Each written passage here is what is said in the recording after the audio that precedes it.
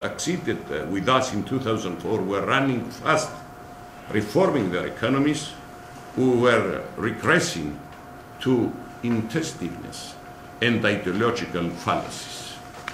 I don't want to enter into an ideological discussion on how politics driven out of ideological doctrines may come to be detrimental for growth and development.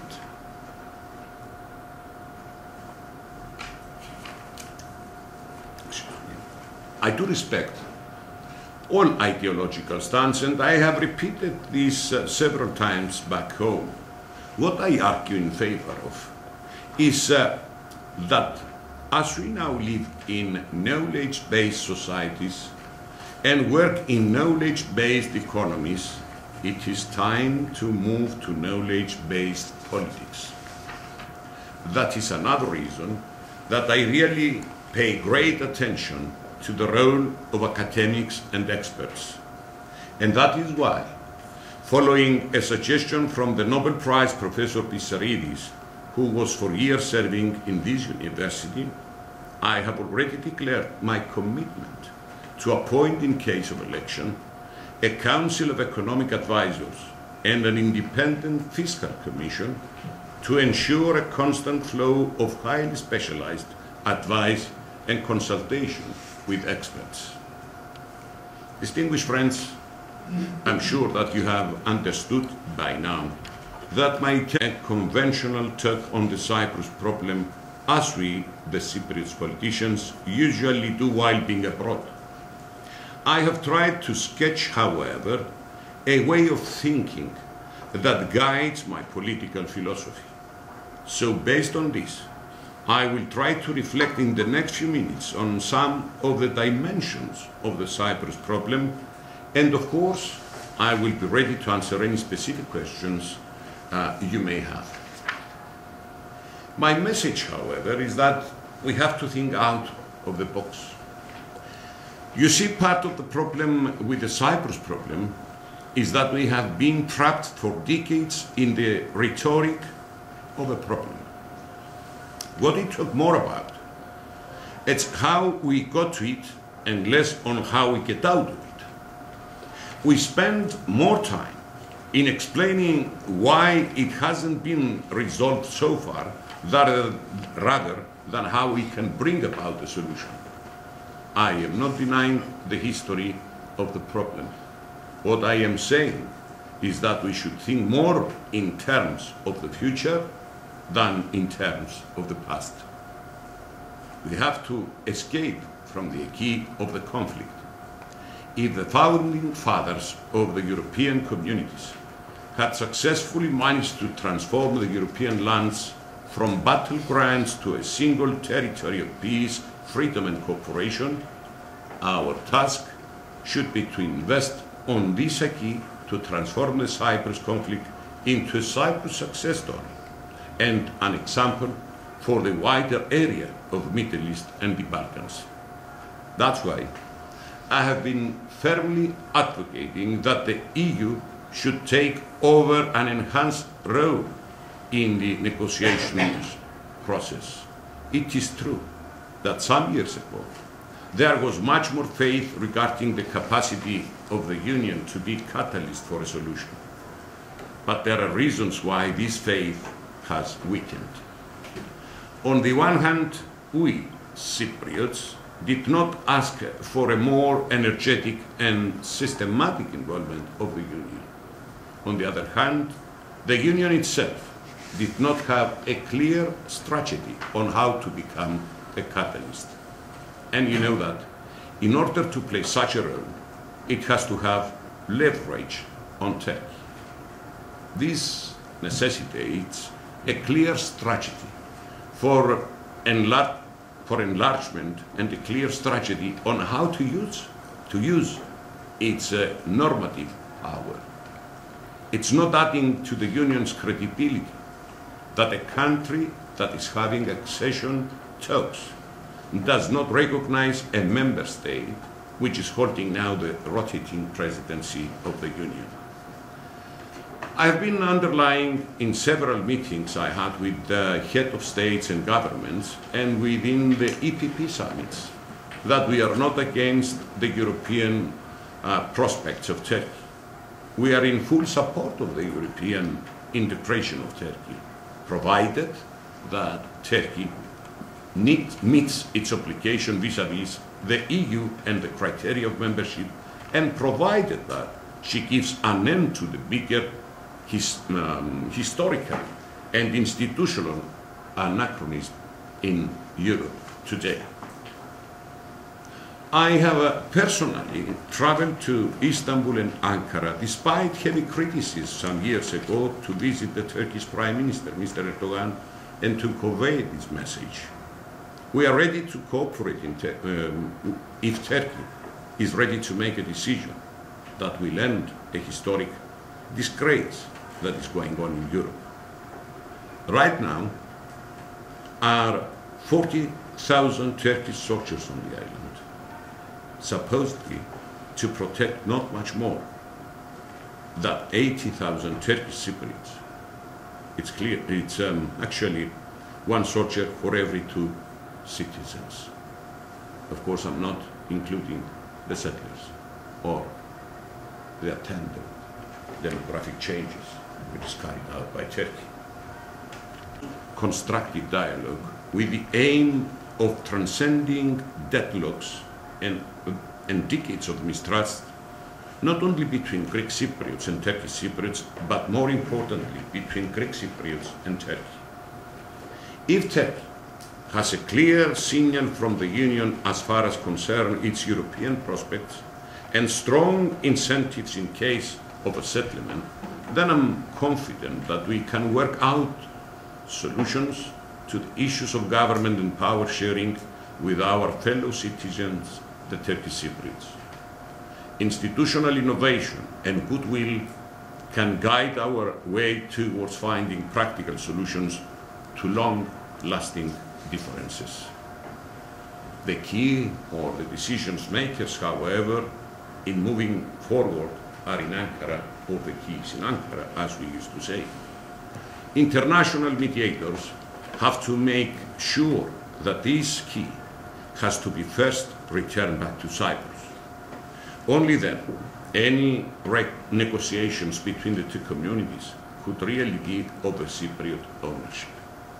If Turkey's new foreign policy doctrine of 0 problems with its neighbors is something more than a slogan, then the Cyprus problem is nowadays perhaps the less costly for Turkey to solve out of the many problems now facing in its neighborhood. Otherwise, instead of 0 problems, she may end up having 0 neighbors or friendly neighbors. I genuinely believe that solving the Cyprus problem could be beneficial not only for Cyprus and the wider region, but for Turkey as well. In the 21st century, Turkey can achieve its goal of becoming a regional power, not as a gallant warrior, but as decent and constructive partner. It is irrational to keep on trying to solve problems in terms of the geopolitical and security architecture of the 60s and 70s. Dear friends, when I say we have to think out of the box, I mean that we have to escape from conventional ways of tackling with the different dimensions of the Cyprus problem.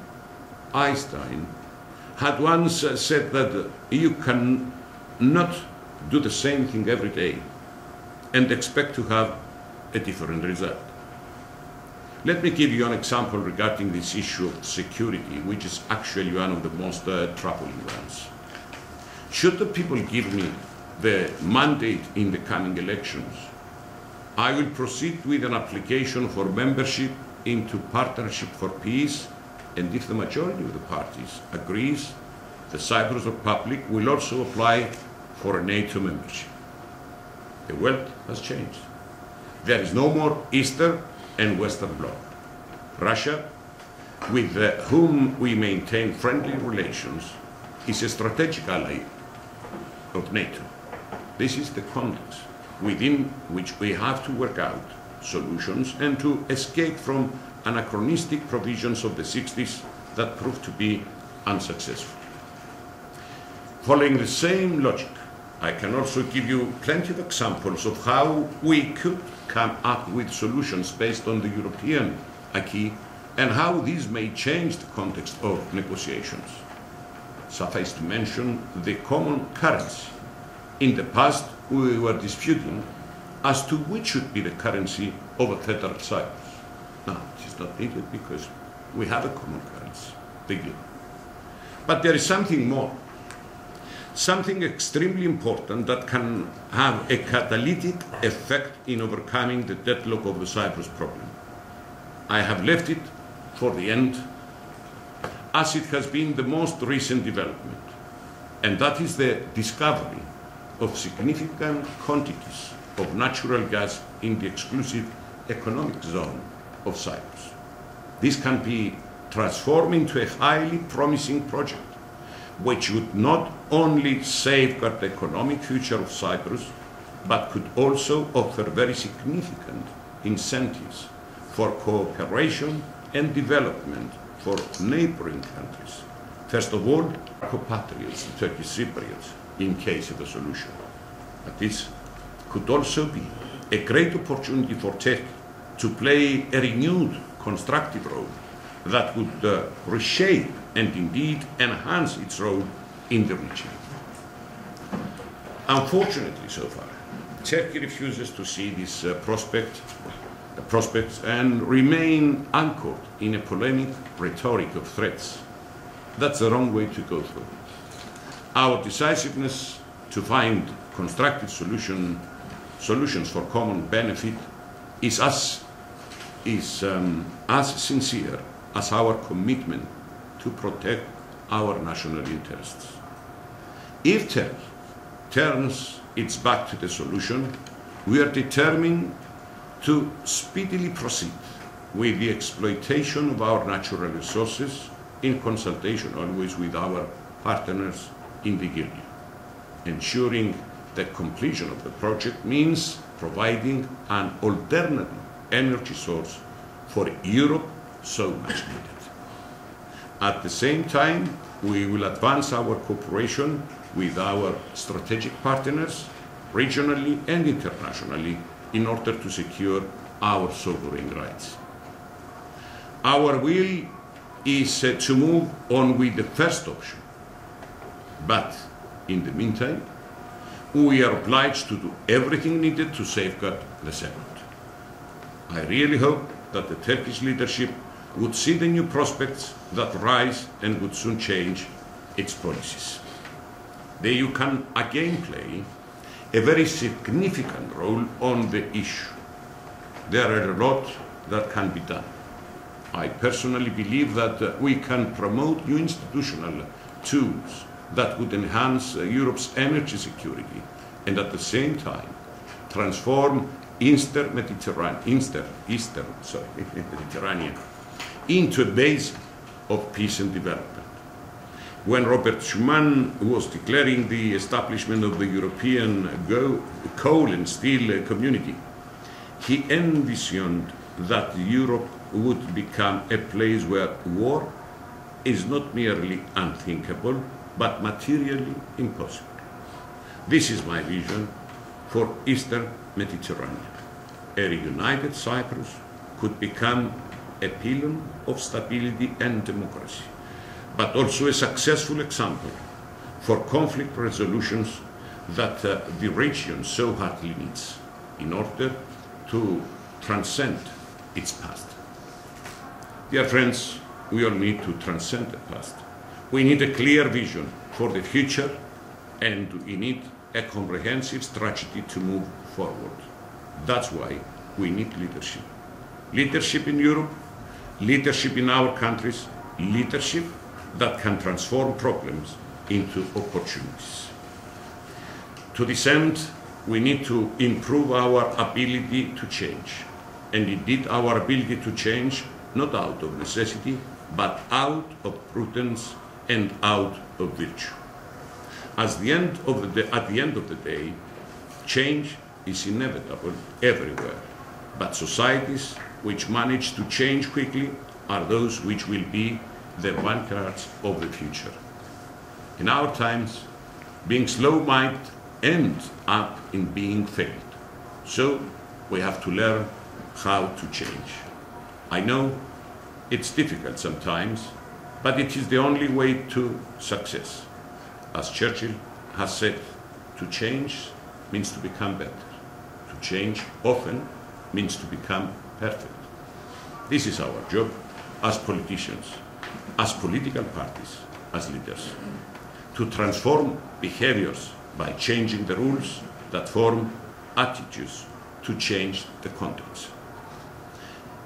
If we manage to do that, we can transform the crisis into an opportunity for bettering the foundations of our national economies and safeguarding a more promising future for the new generations.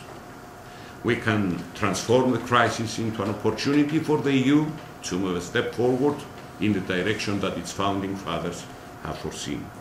But we can also work out solutions to solve protracted problems of conflict and transform these problems into success stories to inspire change and conflict solutions elsewhere.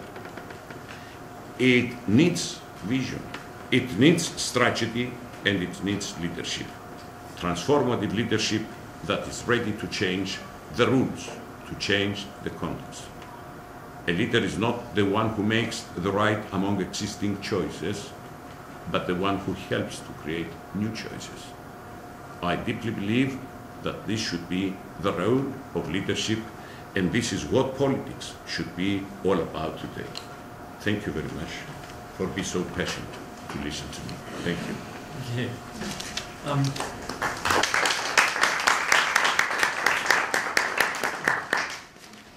We're just going to unplug the